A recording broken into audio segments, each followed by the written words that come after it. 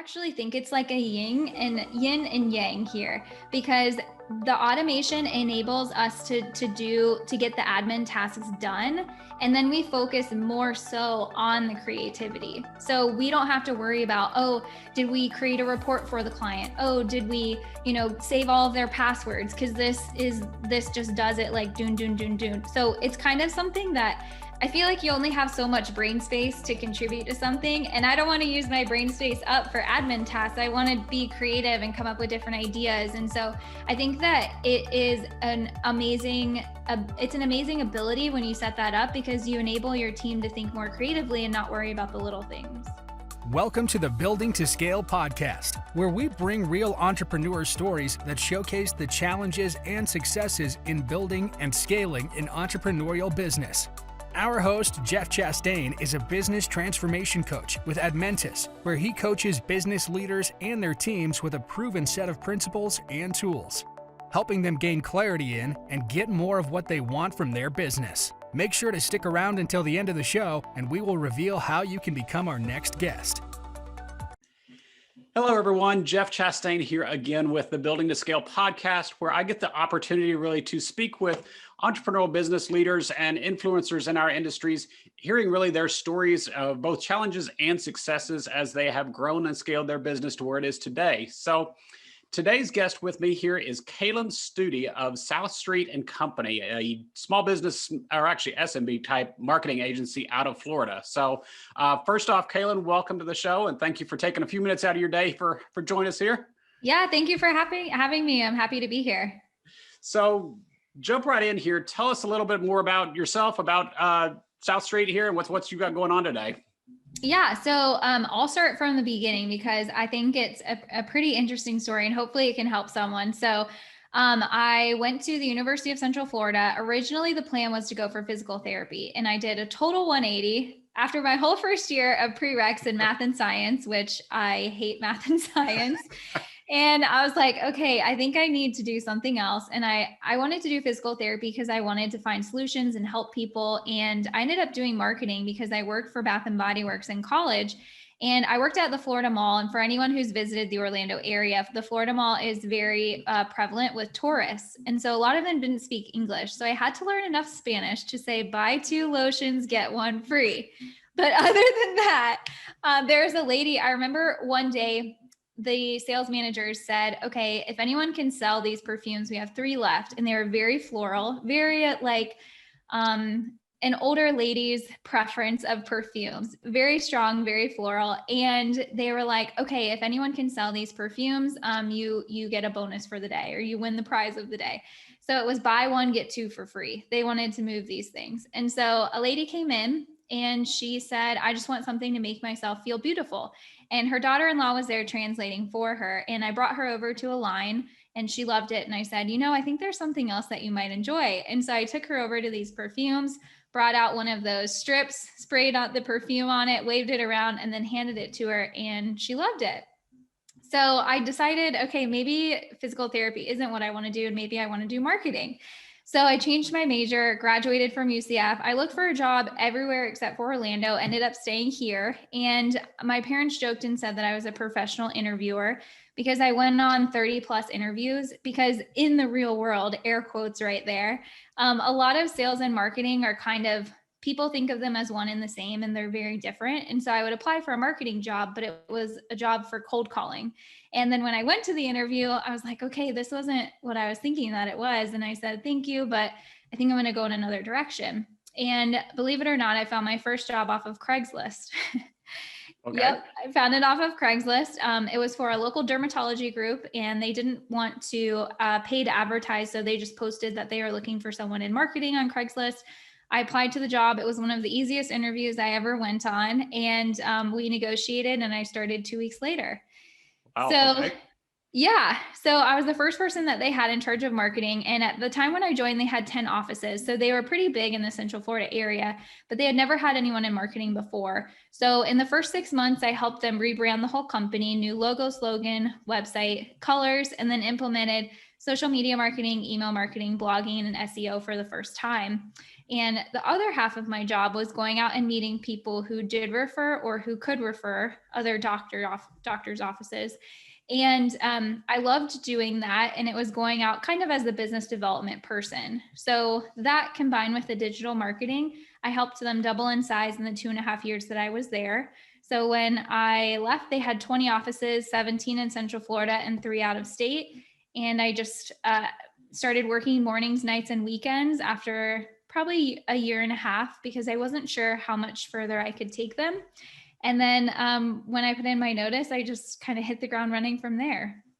So what's kind of triggered that to say, hey, we're going to go from obviously working for somebody else to saying, hey, I can go do this myself. I can go take on my own company here and go build that. Did you always have kind of that entrepreneurial spirit of the selling the box of cookies or the ice cream or whatever as a kid, or was this something new?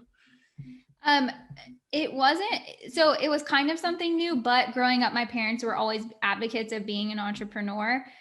So they would always say, I mean, in school, we had to sell those like candy bars and go up to people. I was a Girl Scout and I sold those cookies, and I would go up to anyone and everyone to sell the most cookies out of my whole troop. And so I think it was a little bit, it was taught while I was growing up, but it's still really nerve-wracking when you decide to do that.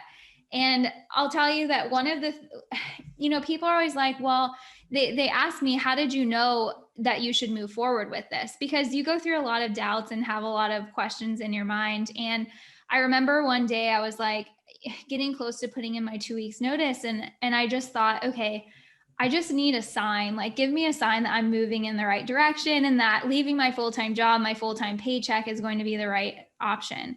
And so I was driving at the time and the car in front of me stopped suddenly and I stopped and my purse fell over and 3 things fell out. It was my work keys, my work cell phone, and a note from work. Nothing else fell out. And I was like, okay, loud and clear. We're going to move forward with this. So starting that company then, I'm trying to remember if you said how many years, 4 or 5 years old now? Yes. Yeah. 5 years old in March 2021, it'll be 6. So almost 6 years. Yeah. So going from that point, I'm assuming it was just you at that point and kind of starting out on my own business kind of a thing versus now you're up to, I think you said 7 or 8 something employees. What was kind of that transition like of saying, okay, this is more than just me, more than what I can do. Hey, I need to bring on some help at that point. What kind of made that move or that impetus right there to say, hey, we need to make a change? Yeah. I think it was that I couldn't continue to work like 15-hour days anymore. And that was also the motivation for me leaving my job. So when is the right time to leave? And I started this as a side hustle and it took me about 13 months to leave once I got my first client. So it took some time. And the purpose of me leaving was because I couldn't continue to just meet clients on the weekends or at night. And then hiring that first person was, I can't continue to work 15-hour days when I'm getting more people interested. So that was kind of the catalyst that helped me make that decision. So I'm curious what your first hire was in terms of a role or responsibilities were. My first hire is a story. All right. So I found her from a local college and she put in her notice after 2 weeks. She put in her 2 weeks notice after 2 weeks. And yep, she ended up getting a job with a client of mine, which was equally as awkward as the whole situation. And I was like, okay, so you're going to hire her from me and you're going to leave after 2 weeks. So I basically just fell into the deep end right after that. Oh. And, but she helped me with content. So social media writing, blog writing, all of that. So is there a reason you went that direction in terms of, hey, let's offload some of the writing, or versus any other area? What was, again, going back to making that first hire, what made you decide, hey, I want to go a certain direction with that hire versus another? I think it was because I could review all of the items that she was doing and kind of look over them, but that was the bulk of what I was doing for clients at that time. And so I really wanted to work on selling and getting more people in the door. So if she could handle all of the content and the creativity, then I could review it before it went out and then I could continue to go out and sell. Makes sense. So you've still got Mhm. some expertise, some oversight there, but at the same time, you're really moving in the direction that you want to, of being Mhm. either the more profitable and or what you're wanting to do. So take us a few more steps further. Obviously, this one sounded like it was a pretty quick turnover with that employee versus getting to where you are today. What's been the journey like for bringing on additional staff and branching out like you have? Yeah, well, the journey has been it's been a high learning curve because I was never at the prior job, the dermatologist, I was a manager, but I really didn't have any training. So I don't think I was a great one. I don't think I was a great one at all. And I've definitely evolved and learned and taken some classes and courses and gotten coaches and mentors to help me along the way. But now I have a full onboarding and sales, not sales process, but employee hiring process that I go through. And I've set up a lot of it's really great because I've set up a lot of automations. And in the beginning, I had no idea that you could automate things in your business. And I didn't even know what that meant or where to look. But I use a program called Zapier, and it's incredible because if someone fills out the application on our website, it sends them it sends me a notification in our project management software, and it also stores them in there. So let's say someone just applied to like a content creative role, and one opens up in 2 weeks. I now have a whole plethora of people that I can go through to review and say, hey, I know you applied to this job 2 weeks ago or 3 weeks ago. It's now open. Is it something that you're still interested in? So that's one thing that I did to really help the hiring process. So what other, I'm assuming other areas you've applied that in as well in the business, probably? Oh my gosh, yes. I call myself a self-proclaimed automation nerd because I just love thinking about all of these things. And I've been able to streamline it so much that I was able to eliminate my employees focusing on admin tasks. And now they focus on higher level tasks, which has been incredible too. But I also have streamlined my whole not only employee onboarding when I onboard a new employee, but also my client onboarding. So when I onboard a new client, it does 42 tasks that I would either need to do manually or someone else would need to do. And that's been incredibly helpful because number one, nothing falls through the cracks. And number two, everyone is assigned their particular item. So I don't forget and no one else forgets too. Yeah, that's two keys, obviously, there of saying, hey, it's done right every time, it's done the same way every time. But then even still, like you said, it's taking away that lower level work that okay, people can Hmm. focus really where on they're being more creative, more productive, etc. So Hmm. what is going back to your comment about the management style? What's changed kind of in your role of obviously being day one, do everything myself to now where you are today and doing more management, doing more leadership, I'm assuming, and Hmm. quite as much on the front line. How do you see your role as changing or evolved over this period of time with growing new people? Yeah, it's changed a lot. In the beginning, I used to do everything and anything, and I don't think I trusted people as much as I do now. And I just needed to realize that, hey, at the end of the day, everyone's human and mistakes happen, but it's how you handle the mistakes and come up with a solution to make sure it doesn't happen again. So I think it's giving a little bit more grace, but also it's knowing that I hire really good people and then letting them do what I hired them to do. And just, I think communication is key. So I built the company off of three main pillars. It's communication, creativity, and excellence. And I just think that in order to have a great relationship with clients and employees, you have to have clear communication. And then I think that you need to do excellent work. So telling people what that is, because if they don't know what your definition of done or what your definition of excellent is, then they can't achieve that because it may be something else. And that's fine. So just expressing that and then allowing them to have creative freedom, because at the end of the day, you want to hire people to be the best that they can be and to do what they're great at. Yeah, I like that, especially considering you're talking about the automation part, because a lot of people look at automation or look at processes and say, well, that just takes all the creativity out because it's very regimented now. You've got to do A, B, C, and D. So how do you see that balance between the automation and the process side with obviously encouraging being a creative agency in the first place, but still encouraging that creativity within your team? I think, I actually think it's like a yin and yang here, because the automation enables us to get the admin tasks done. And then we focus more so on the creativity. So we don't have to worry about, oh, did we create a report for the client? Oh, did we, save all of their passwords? Cause this just does it like doon, doon, doon, doon. So it's kind of something that I feel like you only have so much brain space to contribute to something. And I don't want to use my brain space up for admin tasks. I want to be creative and come up with different ideas. And so I think that it's an amazing ability when you set that up, because you enable your team to think more creatively and not worry about the little things. Yeah, no, I agree there. So you were talking about obviously trusting the team members, trusting what they were doing. How do you instill, or what's your idea from an accountability standpoint at that point, that yes, I want to give you the freedom, the creativity, the flexibility to go do what you want, but at the same time, we've got to obviously have the accountability side, and we're still a for-profit business. We've got to make Mm-hmm. money. So Mm-hmm. how do you balance those two?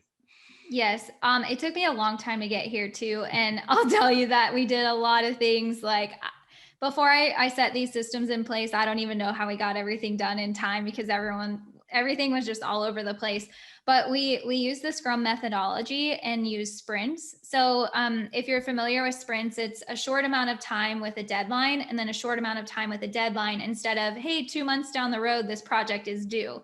It's breaking up the project into bite-sized pieces so that everyone gets their pieces done. And then we meet that deadline. And then once that deadline is met, then we move on to the next phase. So we break all of our clients up into sprints. So week 1, we have clients and we write all of the content and do all of the items for those clients in week 1.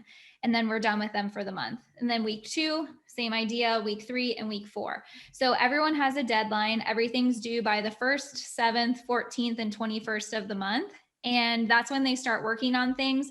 And then it's due before that next week starts. So everyone knows, hey, if we miss this deadline, I also put an incentive into play too. So we do a Flex Friday if everyone meets the deadline. So everyone has to work together.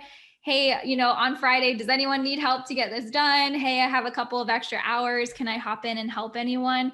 But if everyone gets everything in on time, then the next week we implement a Flex Friday, which is where they can start work or end work anytime. They just have to work between the core hours of 10 and 3. So if they want to start work at 7 until 3, that's fine. If they want to work from like 10 to 6 or however much, they can do that too.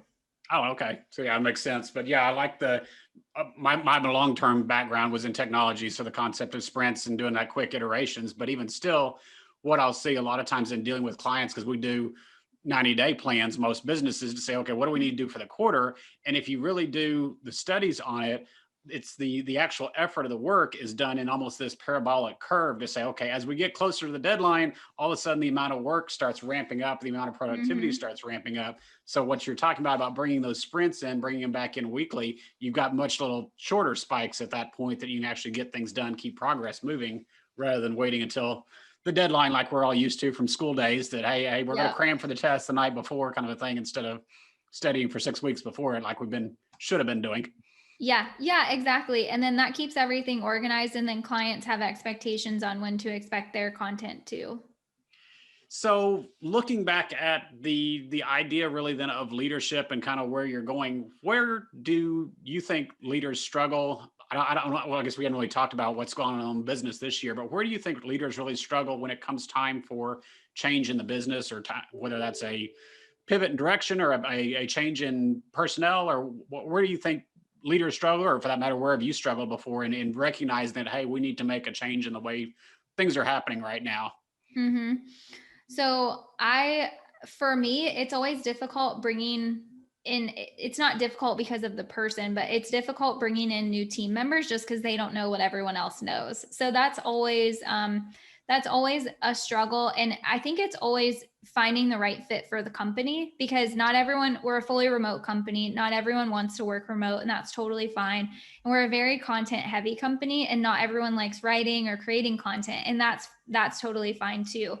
but also finding someone who's a good personality fit for the team, because we're all really positive. We work well together, but also they have to be a self-starter and independent. And, other people like working on a team and like having someone to lean on. And it's not that we don't have that, but it's very much, hey, this is your work.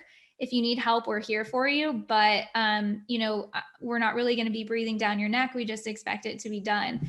So I think it's finding someone who's a good fit on that end. And it was also a difficult part for me to train them, because I would have to dedicate a whole day to training them on our systems, our programs, and most of the things. I mean, every company is completely different. So it's hard for someone to come in when they don't have a background in your systems. So what I did was I streamlined our whole onboarding process, and I recorded like 200 plus videos on how to do everything that we do.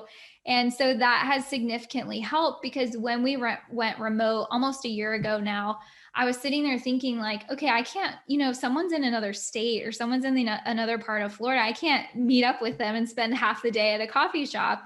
So I was thinking, how can I streamline this? And it was recording videos on how we do everything and then going through that. So that's been just a struggle in itself, finding the right fit for the company. But also at the same time, it's a struggle to choose through a lot of amazing candidates. I would say that there's a lot of really amazing people that apply, and it's hard just picking one of those for the open position too.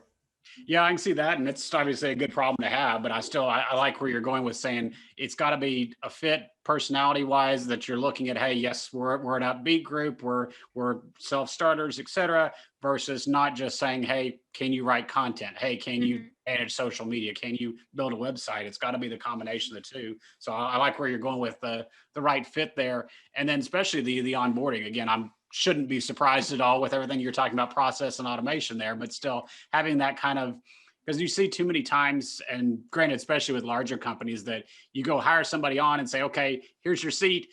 Good luck. Go learn your own job. Go talk to your teammates there, learn your own job. And it just, especially from an entrepreneurial, smaller business size, like we don't have the resources to sit there and wait for you to get up to speed Yeah. 2-3 months later, kind of a thing. It's like we got to have you hit the ground running. Mm-hmm. So even still, even though it was an investment to sit there and put together all the videos and do all that work up front, hopefully you're already seeing it pay off, but hopefully that's a repeatable something where you're not having to do that process, like you said, in person every time. So It's you're yeah. getting the benefits, and you're getting the scalability of it as both. Yeah, it's honestly been incredible. And someone that I onboarded 6 months ago, she's our account strategist now. She came from another agency a couple years prior, and it was amazing to hear this, but she thanked me a couple of times, because she said I was just kind of thrown to the wolves, and just like you said, hey, here's your computer, here's the company, good luck. And I put her through, so whenever anyone's onboarded, it's a full week onboarding process. And then I recorded extra videos for her in her position. So it was probably a 2-week training program. And then I slowly integrated her from there. But it's always nice to hear when you put all of that effort and time, like you said, that people appreciate it. And they're like, holy cow, I hit the ground running and I've never had this before. And you're setting me up for success. And that's what I think is pretty amazing. Well, that, and you're already starting to build that relationship with them, because obviously they're new on board, but they're always seeing, hey, you care about this, you care about me, you care about my involvement. And hopefully that'll turn around to benefit you in the long term, that, okay, that's more than just a paycheck to them, that they're really interested in the success of the company overall. Yeah, I think so too. So looking forward a little bit, obviously we're doing this right in the middle of a pandemic. Things have been definitely different in 2020. What's your business perspective in terms of overall market, and just in terms of your business here, looking forward into next year, or into even longer term, if you've got that kind of plan out there? Yeah. So my long-term plan is to start building out departments in my company. So an account management department, a content department, a social media department, an ads department, and a search engine optimization department, and having those really built out, and having kind of a team lead for all of those departments. So that's the long-term goal. Kind of 2021, my word of the year was pivot, because I wanted to add in some new things. I'm pretty sure it's 99% of everyone's word of the year. So that was my word of the year. I haven't thought about what my word of the year for 2021 is going to be, but I was able to implement a couple of really amazing things. And, kind of the silver lining in the pandemic was when we were slow, I had more time to actually think and brainstorm and dedicate to the business. And, that was really enjoyable. And while we were down in revenue and in some of our clients, which was a little bit hard, I mean, it's been hard for everyone.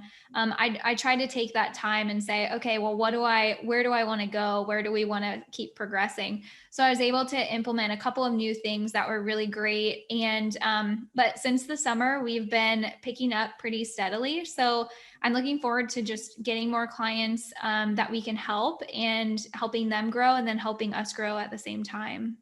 So you mentioned making a couple of changes. What kind of, do you mind going into more detail on what kind of changes or anything happened is that just from a personnel standpoint or from a business direction, or what kind of Yeah. areas did you run into, and what was kind of obviously the cause of the pivot or the cause of the need, recognizing Yeah. it could be a change there, put it that way.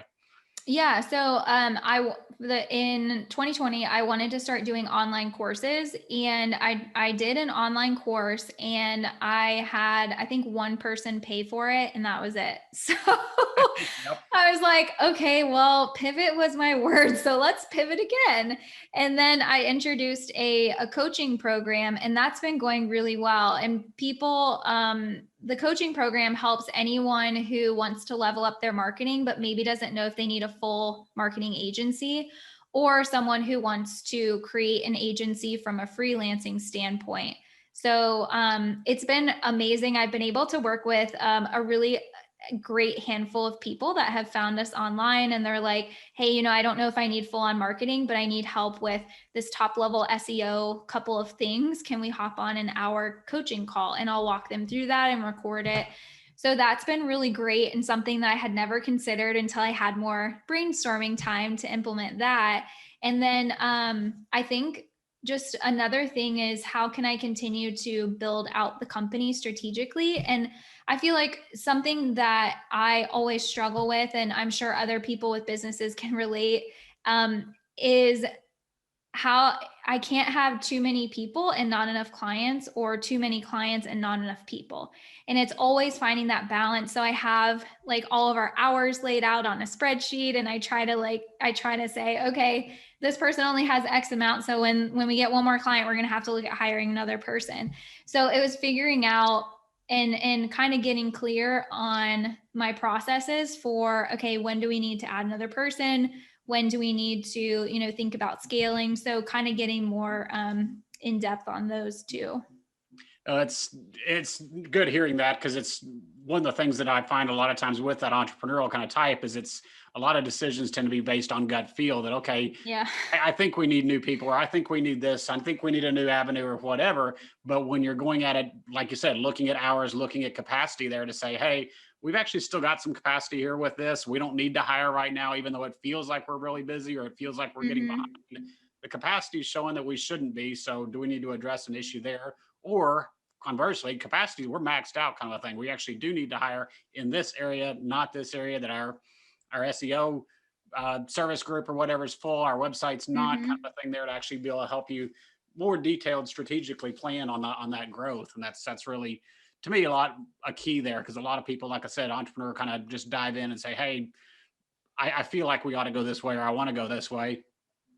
And really, even going back into what you were talking about doing the online course, it's one of those things that, while yes, it's still within your wheelhouse, your sweet spot of doing marketing and teaching, obviously a quick, I'm assuming relatively quick trial of saying, hey, let's try and see if this online course works. Mm-hmm. Only getting one person to sign up. Okay. Like I said, now pivot, but we didn't go invest years and thousands of dollars with some third party company to go build up this massive course library, only to figure out nobody really wants it, kind of a thing. So Yeah. the fail fast, fail quick kind of a thing there, just to try new things, because we're still going to be able to try, but at the same time, hopefully figure it out in a much shorter period of time. And I feel like that's really one of the benefits these days with doing the online marketing stuff like that, is you can go Mm-hmm. try something real quick. You can go try, hey, is Facebook a good platform for us? Let's put a few ads up there and see, without investing a ton of money, kind of a thing there. We can constantly try and move our marketing or message around, see what resonates and moves quickly. So I figure that's, Mm-hmm. again, probably right in your area there, but Yeah, yeah. I always highly recommend exactly what you said. Just keep testing because you never know what works until you try it. And video is becoming a huge thing. And I keep telling people, try a live out, just get on for 2 minutes, talk for 2 minutes and just get off. But I definitely agree. It's testing it out and then pivoting from there, whether it works or whether it doesn't work. Yeah, and that's really the case. Whether it's something I always look at and say, okay, there's going to be storms, or going to be changes in business, no matter what. So Hmm. you've got to be agile and be all adept. And that's really where you look at saying, hey, this is an entrepreneurial kind of business. We're not the big enterprise company that just is this is the way we do things. We're always Hmm. evolving and changing there. But I feel Hmm. like at least, like I said, this year's given a lot of people time to think, and but still, even technology has given us a lot of ability to make those changes pretty easily. Hmm. Yeah, I definitely agree. So circling back, I know we've talked about a number of different things, but if you were to look at say, hey, if I had just known 4 or 5 years ago X, some tip, some strategy that hey, if I had just done this earlier, we might have been further along, or the journey might have been a little bit smoother. What is there any one thing that comes to mind, or you might point out? Yeah, there's there's a lot of things, but Can we narrow it down to one? Put it that. I know. That's the hard part. I know. I think it's that I'll like say this in quotes. There's a program for that. You've probably heard there's an app for that, but there's a program for that. So in the beginning, I did invoices manually and it was horrible. I would like send it out in Word as a PDF, then I have to record it in a spreadsheet and it was just horrible. And then I found in a system, I use FreshBooks and it sends it out automatically. It does recurring statements. People can pay online. And I was like, oh my gosh, I hated sending out invoices. And I'm like, this is so like, I'm not supposed to hate getting paid for what I'm doing. So I think that my biggest tip, or if I could go back and change something, it would be to start researching programs because I can't tell you how incredible some of the programs that we use are just for streamlining processes and saving time. Yeah, no, there's a lot out there these days, especially like you said, fresh books and stuff like that. Really, all aspects. The challenge almost these days is the inverse of trying to find them, like you said, of okay, which one do I choose, or where do I even go look for this? Because there's so much stuff out there these days. But Hmm. yeah, there are a lot of good resources out there. So uh, wrap this up. We're running a little bit long here, but if the listeners want to learn more about you, about the company here, where can they go find some more information or get a hold of you? Yeah, so you can go to southstreetmarketing.com. That is our website. You can email us at hello@southstreetmarketing.com. And then I'd love if you connected with me on LinkedIn. It's Kaitlyn Studi, and I'm in a bright pink shirt. So I post a lot of really great marketing tips, things that are happening in the industry. So it's just nice to connect with people. Yeah, I was on your profile just a little while ago. So yeah, definitely good. And we'll get all the links and everything down the show notes. So can easily click on those and find those. So I appreciate the time today. Appreciate the insight and hopefully best of luck here going forward with next year on business. Yeah, thank you. Thanks for having me. Thanks. Thanks for listening to this episode of the Building to Scale podcast. If you would like to share your entrepreneurial business growth story, please visit buildingtoscale.com/guest. If you got something out of this interview, would you do both us and our guest a favor and share it on your social media accounts? Don't forget to hit subscribe in your player so that you don't miss any future episodes, and make sure to reach out to Jeff Chastain on any of the major social media networks, or check us out at admentis.com.